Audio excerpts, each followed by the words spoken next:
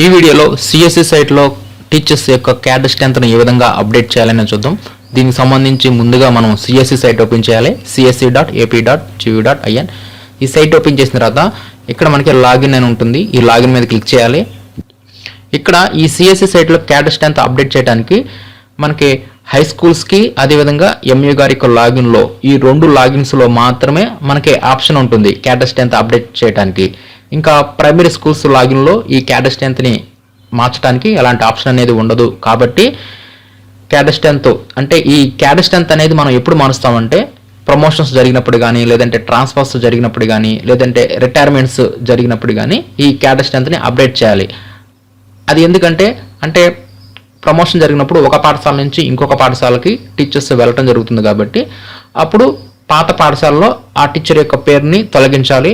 అప్పుడు కొత్త పాఠశాల వారు ఆ పేరుని యాడ్ చేసుకోవడానికి ఛాన్స్ ఉంటుంది. కాబట్టి ముందుగా పాత పాఠశాలలో పేరు రిమూవ్ అయితేనే కొత్త పాఠశాలలో పేరు యాడ్ అవుతుంది, లేదంటే పేరు అనేది అక్కడ యాడ్ అవ్వదు. అదేవిధంగా ఎప్పుడైతే ఈ సిఎస్సి సైట్లో పేరుని మనం యాడ్ చేస్తామో అప్పుడు బయోమెట్రిక్ డివైస్లో కూడా నెక్స్ట్ డే ఆటోమేటిక్గా అప్డేట్ అవడం జరుగుతుంది. కాబట్టి ఈ క్యాడర్ స్ట్రెంత్ అప్డేట్ చేయడానికి హై స్కూల్స్ వారైతే డైరెక్ట్గా హై స్కూల్ యొక్క సిఎస్సి లాగిన్లో అప్డేట్ చేయవచ్చు. ఇంకా ప్రైమరీ స్కూల్స్, యూపీ స్కూల్స్ వీరైతే మాత్రం ఎంఏ గారి యొక్క లాగిన్లో మాత్రమే ఈ ప్రాసెస్ అనేది చేయాల్సి ఉంటుంది. ఇక్కడ ఎంఏ గారి యొక్క లాగిన్ క్రెడెన్షియల్స్ లేదంటే హై స్కూల్ సంబంధించి లాగిన్ క్రెడెన్షియల్స్ ఇచ్చేసేసి ఈ సైట్లోకి లాగిన్ అయిపోవాల్సి ఉంటుంది. ఇలా లాగిన్ అయిపోయిన తర్వాత ఎంఈ గారి యొక్క లాగిన్లో అయితే ప్రాసెస్లో ఉంటుంది. ప్రాసెస్ అనే ఆప్షన్లో cadre strength and TIS for government schools అని చెప్పేసి ఎంఈ గారి యొక్క లాగిన్లో అయితే ఇక్కడ ఉంటుంది. అదే హై స్కూల్ వారి యొక్క లాగిన్లో అయితే సర్వీసెస్లో ఉంటుంది. అదే అనమాట తేడా. ఇంతకు మించి ఆ రెండు లాగిన్స్కి ఎలాంటి తేడా ఉండదు. ఎంఈ గారి యొక్క లాగిన్లో అయితే ప్రాసెస్లో, అదే హై స్కూల్కి అయితే సర్వీసెస్లో ఆప్షన్ ఉంటుంది. ముందుగా ఈ క్యాడర్ స్ట్రెంత్ను అప్డేట్ చేయడానికి cadre strength and TIS for అని చెప్పేసి ఈ ఆప్షన్ మీద క్లిక్ చేయాలి. క్లిక్ చేసిన తర్వాత ఇది ఎంఈ గారి యొక్క లాగిన్ కాబట్టి ఇక్కడ ఆ ఎంఈ గారి యొక్క పరిధిలో ఉన్న అన్ని పాఠశాలలు ఇక్కడ మనకు కనిపిస్తాయి. అంటే ఎంఈ గారి యొక్క లాగిన్లో ప్రైమరీ, యూపీ, హై స్కూల్స్ అన్నీ కనిపిస్తాయి. ఇక్కడ ఏ పాఠశాల యొక్క టీచర్స్ని ఇక్కడ యాడ్ కానీ లేదంటే రిమూవ్ కానీ చేయాలనుకుంటున్నామో ఆ పాఠశాలని సెలెక్ట్ చేసుకొని గో మీద క్లిక్ చేయాలి. ఇలా గో మీద క్లిక్ చేయగానే ఈ విధంగా మనకి చూపిస్తుంది.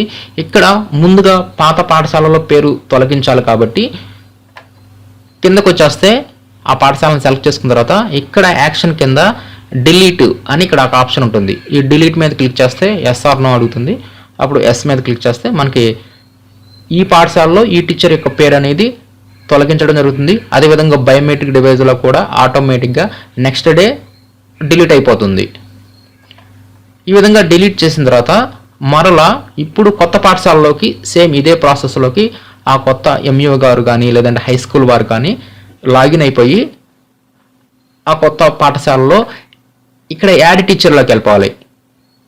ఈ యాడ్ టీచర్ మీద క్లిక్ చేసిన తర్వాత ఇక్కడ రెగ్యులర్ అని చెప్పి సెలెక్ట్ చేసుకొని గో మీద క్లిక్ చేయాలి. ఇక్కడ టీచర్ యొక్క ట్రెజరీ ఐడి ఇవ్వాలి.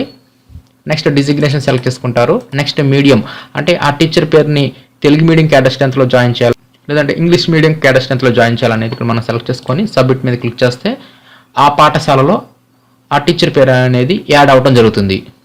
ఈ విధంగా ముందుగా ఆ పేరు అనేది పాత పాఠశాల వారు లేదంటే ఎంఈఓ గారు తొలగించాలి.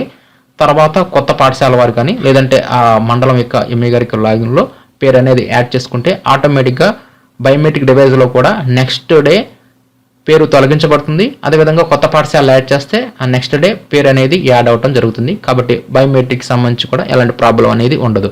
కాబట్టి ఎప్పుడైనా సరే ఈ విధంగా ట్రాన్స్ఫర్స్ కానీ, ప్రమోషన్స్ కానీ లేదంటే రిటైర్మెంట్స్ జరిగినప్పుడు కానీ ఆయా టీచర్స్ యొక్క పేర్లను ఈ విధంగా క్యాడర్ స్ట్రెంత్లో అప్డేట్ అనేది చేయాల్సి ఉంటుంది.